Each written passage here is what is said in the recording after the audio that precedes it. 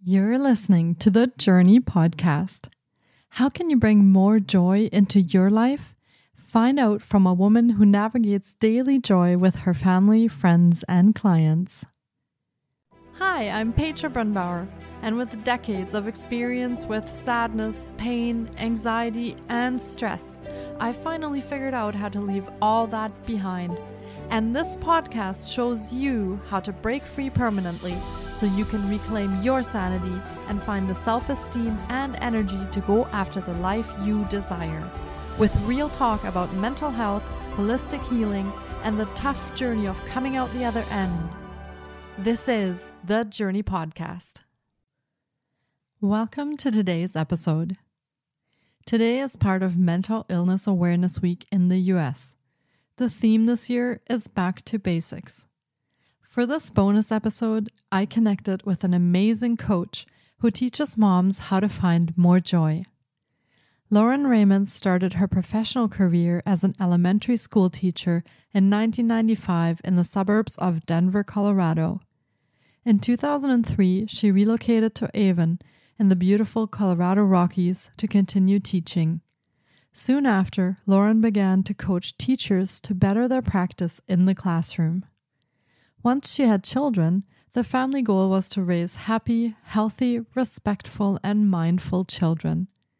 In 2017, she hired her coach to help her discover her purpose. While deep diving into her life with her coach, more and more came out that she worked on and shifted in her life. Learning to embrace the feeling of joy at work, more with her kids, and regaining that back with her husband. This is where Daily Joy LLC was born. She has coached moms on bringing more joy to their lives and in their parenting. Her family recently started a podcast called Navigating Joy Together, where they discuss how to continue to navigate joy during their daily lives. Lauren has also recently published a memoir called My Dad Died from ALS and How I Found Joy 30 Years Later. Everyone can use a little more joy in their lives, so let's meet Aleza Raymond.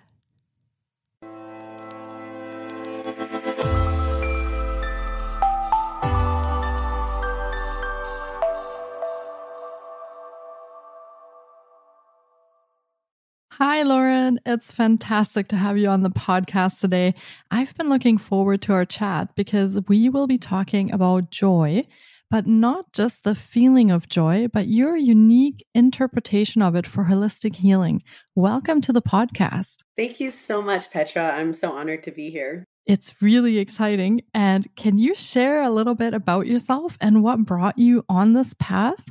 Yes, I would love to. So I am currently a elementary school teacher. I've been a teacher, since 1996, and just kind of did my teacher thing for many years. In 2008, I had my first child. In 2011, I had my second child. In 2015, late 2015, we moved to a different mountain town. I'm from Colorado, and we live up in the Colorado mountains. And we moved about an hour and a half away from our previous home. At that point, I had been staying home with my children for the last 4 years. So I took some time off from my teaching career. And before I took time off, I was coaching teachers. And I always loved supporting teachers and helping them become better teachers and increase student achievement. So for some reason, coaching just kind of came to me very naturally. When I was home, I started to do a little bit of nutrition coaching. And then when we moved to this new town, I went back into the classroom. And at that point, I wasn't sure it's where I wanted to be. And I really needed to find more of my passion and what I wanted to do to bring value to other people's lives.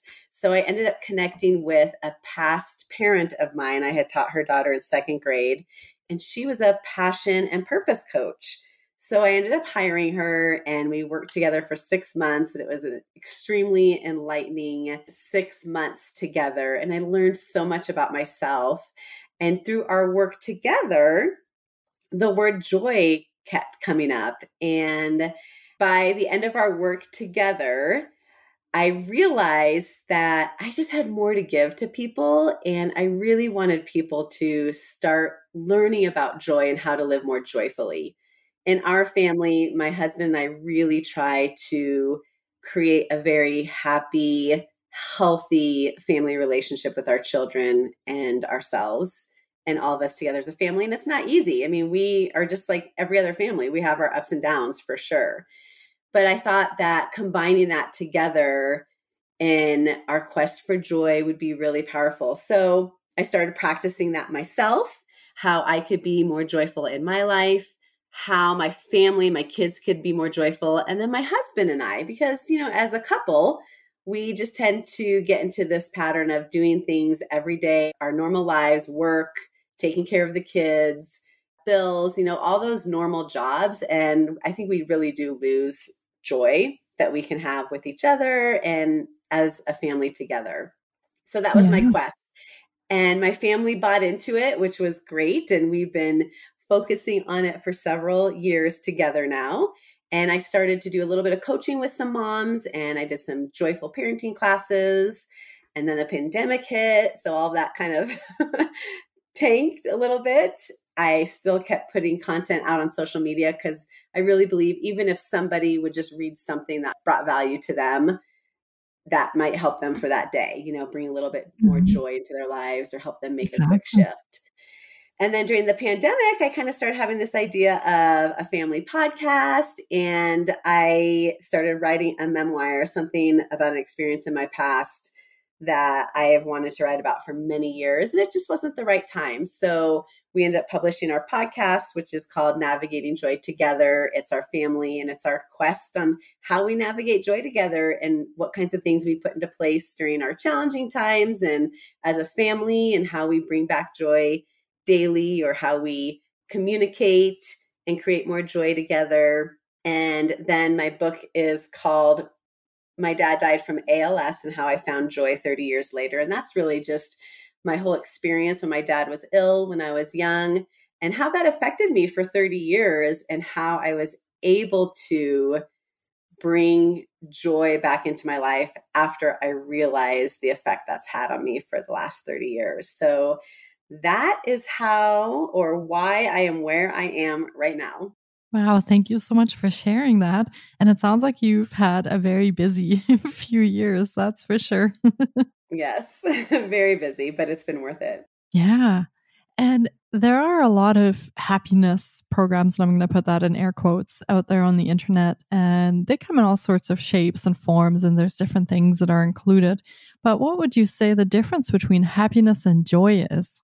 Such a great question. I listened to this amazing woman talk. Her name is Ingrid Fattel Lee, and she started studying joy through aesthetics. So, more about decoration. She was a designer. And so she would start studying about how can we make a room more joyful, or a home more joyful, or a town more joyful, or an office more joyful. And it was really about aesthetics and color. And then she's kind of, added more to it. But I'll never forget listening to her TED Talk, and she talked about this, which I thought was really powerful. And it was really nice to know the difference, because I don't think we always really understand the difference between the two. So Hmm. happiness is how good we feel over time, right? That's kind of like a longer time emotion. Joy is feeling good in the moment. So, what in the moment can bring us joy? And it's really intense, and it's a very deep down feeling. Sometimes you might want to jump up and down because you feel so good, or you feel so much joy, or you might want to shout, from the rooftops because you're so happy. It's really that in the moment, intense feeling. And happiness, I don't feel like we necessarily have that intense feeling always, right? So the joy is really that intense moment of feeling right there and then. And I think being in the moment is a very important thing. And we work with that in mindfulness also. And you mentioned that joy, obviously, it makes us feel good, which is one of the reasons why we like feeling joy. But are there other reasons why joy is important to have in your life?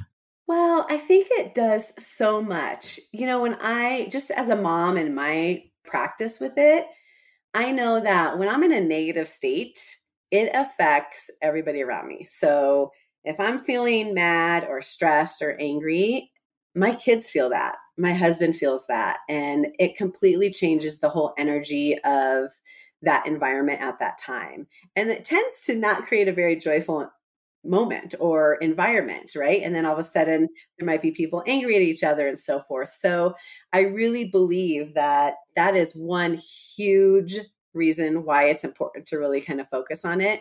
It's okay to have those negative feelings. I'm not saying that we should never feel those feelings, but it's then what do we do with them and how long do we want to suffer and sit with them? I was kind of looking up a little bit more about it recently, and it really creates resilience, so if we can tap into that joy, no matter what's going on in our lives, it makes us more resilient. It also helps us bounce back from certain things. So going back to some of those examples I just said, if I'm like in this bad mood and then I figure out a way to get back into joy, I can bounce back into that positive energy. We tend to sit in that negative behavior for longer periods of time than sit in a positive behavior. And I don't know, I think we're just human and it's human nature. But if we can learn to be conscious and train ourselves to maybe sit more in joy or positive behavior versus negative behavior, we're going to be a lot happier. We're going to feel joy more intensely, and we can bounce back from, any of those feelings. So for example, sometimes if I'm upset with my husband or something's annoying me or whatever, I sometimes have to take a step back and I go put some of my strategies into place. And when I can come back, I'm totally bounced back and in a different mood, in a different place. And then we can just move on. It is really powerful to be able to have those strategies. I think joy also makes us healthier. So there are a lot of studies that talk about when we can be more in joy, we feel less stress, we're calmer, our anxiety may go down, we sleep better, and overall we could just be healthier. So there are a lot of studies about how being in joy more often is definitely healthier for us too. The one thing that I think is a huge piece of being healthy is laughing. I always like to on my Facebook page sometimes put, did you laugh today? And I like to see what people say because we tend to forget to laugh, especially as adults. Kids don't, right? But adults don't laugh as much. And I think it's a tragedy, to be honest, just to not laugh as much. And so we really try to have a lot of laughter in our house. And there's also studies on how laughter makes us healthier. And I really believe laughter and joy are connected very intensely together. Yeah, that's sounds fantastic. More laughter, more joy. And you're right. I believe that also resiliency and joy, laughter, happiness, all of those contribute to an overall better well-being and for us to have a healthier mental and physical state. So I definitely agree that that is a very, very good thing to do every day. And what are some strategies that you use for yourself and your family to get into joy or to find those joyful moments? Well, we do quite a few different things. Music is a huge piece of our joy. So if we notice somebody is kind of down in the dumps or just not feeling great, somebody will put like their favorite song on, or, we'll start a little dance party. Dance parties are a big part of our normal joyful uplifters as well. My kids are very intuitive now because we've been practicing this for so long. They'll notice if I or their dad are kind of in a bad mood or struggling, they'll put some sort of music on, or my son will do a happy dance. And it's really amazing when that happens. You could just feel like all that negative energy just kind of lift off your shoulders and you can relax and bounce back, right? Like I had talked about before, why that's important. So music is huge. We play lots of games with music. That is a big part of it. Some other things would be reliving experiences or pictures. I took a class a long time ago. Actually, it wasn't that long ago. It was just a couple of years ago from professor in Yale. It was just an online class and it was about happiness. And she talked about hedonic adaptation, which I thought was really fascinating. And she was talking about the difference between experiences versus things that make us happy or joyful. So for example, you have this dream car that you want and you've been wanting it for years and you finally get it. Of course, you're going to be psyched and excited and happy. You probably will be joyful. You have this car that you wanted forever. But after a little bit of time, we get used to that car and it doesn't make us as happy or joyful anymore because it's something we have every day and we see it, we get used to it. Mm-hmm. However, when we relive our experiences or we look at pictures, we can replay those joyful times in our minds and we can feel that joy again. And I like to do that. Now our phones are so amazing. They pop up old pictures. And every time I look at my phone and I see something, my kids are little or something that just brought joy, I just relish in that for even a second or a few seconds. And it brings back a lot of joy just in that moment. So that is super important. And I love that. When I would coach people, I would bring them into a little visualization and have them visualize a past joyful experience and really be in tune to what do you actually feel? What do you feel happening in your body? What is your breath doing? What do you hear? So we could really kind of recreate that joyful experience and then use that information on how they can create more joy in the future for themselves. Nature is such an amazing joy creator. It doesn't matter where you live. There's always something in nature that can bring joy. We are so busy. We don't take the time to look around. Most of the time, people are looking down at their phones when they're walking, right? That's what they're focused on. And they're not looking around, their area. Taking the time to really look at nature. Joy is every single place. It's everywhere. We just have to find it. And when we are looking around at nature and focusing on something, it really can bring joy. Last night, actually, I had to drive my husband to pick up a work truck and I was driving down this road and it was dark. It was getting dark and I saw this huge bird fly in front of me. And I was like, I think that's an owl. So I stopped and it perched up on a tree and it was an owl because I could see its little horns. And that brought so much joy that I just to stop and open my window and I tried to take a picture, but just looking at that, at this amazing creature that just flew right in front of me, that's a huge joy creator.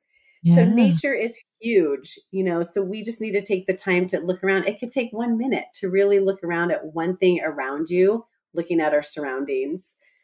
Other things, games, as a family, we play a lot of games and that brings us a lot of joy. We have a lot of fun with that.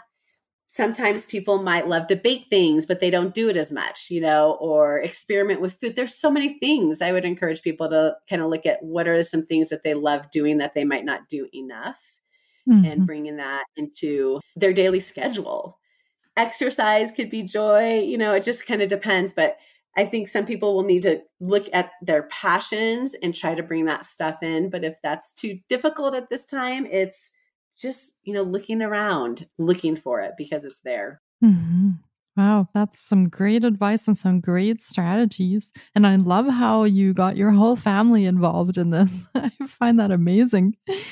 And it is true that the brain can't really tell between things that are real and things that are imagined. So basically, if you do a visualization about something that made you happy or brought you joy, your brain will actually take that on as feeling joy in the moment. It doesn't know that that's a visualization. So that's a great strategy also to bring in some joy, is to think of the things that made you very happy and to relive those moments. I love that. And yeah, nature, you're right. Nature is everywhere. We have parks, we have access to some green spaces, even just your garden if you have one. There's lots of places that you can go out in nature and find joy. And I love with the owl, because that kind of happened to me a little while ago too. I was driving and it was getting dark outside and there was a wild boar mom crossing the road with 6 little wild boar piglets. I don't know what they're called, but there were these tiny things scurrying across the road with these stripes on their backs and it was just so cute. And by the time I got out my phone to take a picture, they were already in the bushes. But That was really cool to see that, and yes, you're right, it made me smile the whole way home, so definitely Yeah. you can find those experiences wherever you look, that's for Yeah, sure. you're right. I mean, it could just make such a shift. It's just being more aware, right? And conscious. And that's what I've learned is for this to work, I have to be conscious. We all have to be conscious about it because it's so easy just to get into the day in and day out things and be in the worries or, the worries about the future or the worries about the past or whatever stressing us out versus in the moment. And you mentioned, we talked briefly in the moment a little bit ago, and that is probably the biggest thing is being in the moment is where we're going to be able to really latch on to that joy. I think as adults, we're always thinking about tomorrow or how am I going to do this or worried about this or stressed about this or, oh no, in the past, I should have done this. I should have done this differently versus if we've been in the moment. And I've learned a lot from my kids when I really observe them. Kids are in the moment. They live and play for the most part in the moment. And when you sit back and Mhm. watch a child in the moment, it's pretty amazing just to see the joy that comes out of them. Yeah, exactly, and they seem to be much better at it than we are. So, Yes, they are much better at it. we Yep. kind of forget as we get older, but you're right, we need to take some of that time back and really empower ourselves to find that joy. Yeah, Now, I'm curious exactly. what you think if somebody can feel sad and joy at the same time. So, for example, if you're in a bad mood or you're having a bad day and you're stressed out or you're feeling sad, can you find joy at the same time? Well, I do believe you can. And actually, I didn't realize this until I was finishing up my book because I was doing a little bit of research and I was writing the last chapter of my book, which was kind of my reflection of kind of my whole situation that I wrote about and how joy kind of was brought back into that.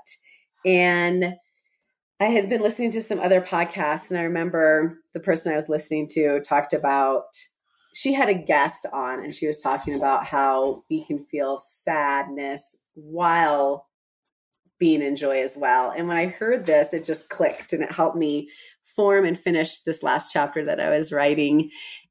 We don't think that we can, but we can. It's okay to feel sad. It's okay to have all these feelings.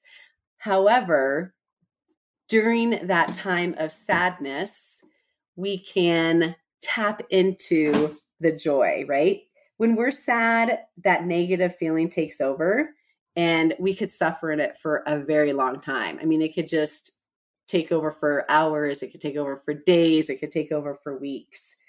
But that goes back to then being conscious of the joy around. So it takes work.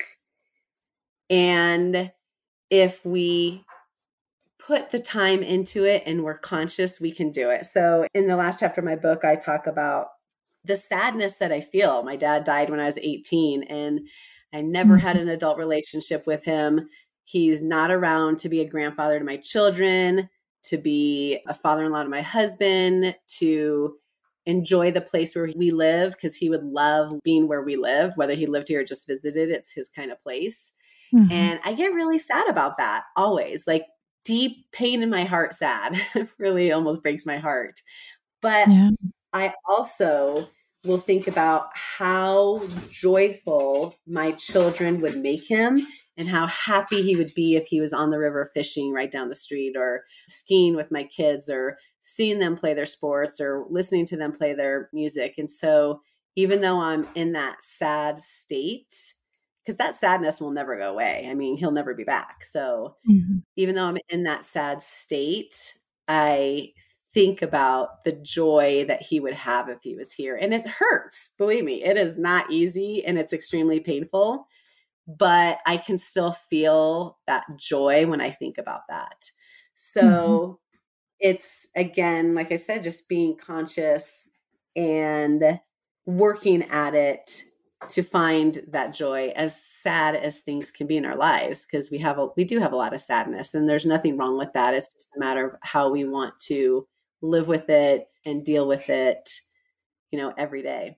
Mhm. Wow, thank you for that. That is true. We all have our little burdens to bear and experiences that we've gone through or traumas that we've experienced. So, yeah, that's good to know that you can still feel joy and you can still find joy, even though you might be feeling those things at the same time. So, yeah. And could you go over some of the programs or services you offer so that our listeners can get a feel for how they could connect with you in their healing journey?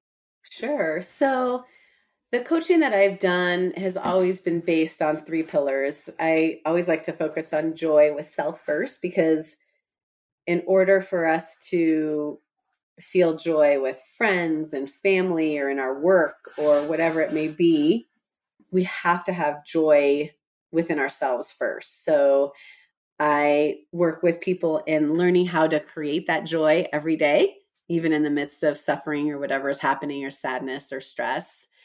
The second pillar is with your family. So how to create more joy in parenting, because parenting's hard. And I'm around a lot of parents, right? I have kids. So I can see Mhm. the stress and frustration that parenting can take on parents. So how do you create more joy within your family? And it's all about changing patterns and behaviors. So we really talk about what are some patterns and behaviors that lead to negative feelings versus how can we make little shifts to change that. So I coached one woman on her daughter's bedtime routine. It was the worst time of their day. They both, by the time she left her daughter's room, the daughter was angry, the mom was angry, and they would go to bed like that every night. And so we shifted a few patterns. And after shifting those patterns and putting into play, that became the most joyful time of their day together. So it's shifting those patterns and behaviors. My husband and I have done some couple communication, learning how to communicate so that that could help elicit and foster more joy within the relationship. Communication is hard between partners. Mhm. So how do we shift some patterns and behaviors and communicate appropriately with things that we might disagree with or, be in conflict with, but also just create more daily joy with each other. The other thing that I've done is I did a training with an early education school, so preschool, where the principal wanted me to talk with the staff about how to start their day more joyfully. She wanted to foster more joy in the staff during the Mhm. day. And so we did a little training on how we start, our day more joyfully before even getting to work. So you come into work in that space versus into a stressed space or a negative space or an angry space. And again, that's shifting patterns and behaviors. And then just, the podcast, I'm hoping our podcast brings a lot of value to families, and we'll see what comes from that. I would love to spend more time working with families, and eliciting more joy with each other Mhm. in their lives, especially as kids get old. I guess it doesn't matter what age your kids are. All ages are difficult. So, and then with my book, I really hope that people who are suffering in some form or another find some inspiration and value in it and can learn to, bring more joy into their lives. There's just a few examples and strategies of what I've learned and how I learned to foster more joy. Yeah. Well, thank you so much for that. And as Lauren mentioned, she has her own podcast called Navigating Joy Together. And you can listen in from your favorite podcast provider. And we will be linking to all of Lauren's offerings in the show notes as well. So make sure you pop over there and have a look, and you can see how you can connect with her.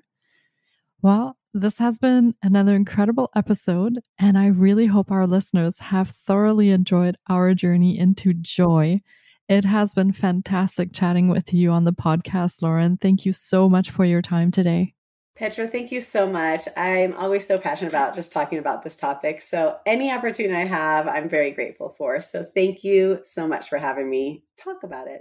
Yes, absolutely. And thank you so much for what you do, because I think bringing joy into people's lives is such an important thing, and it will help so many people. Mhm. That's what I hope. Yes. Yeah. So thank you so much, and take care, Lauren. Thank you. You too. Bye-bye, Petra. Thank you so much for taking time out of your day to listen in. If you enjoy the Journey podcast, please subscribe, share on social media, and leave us a review. And be sure to get your copy of our brand new ebook called Break Free. Sending you love and courage, and see you next week. Until then, you can find us on Facebook, Instagram, and the Journey blog.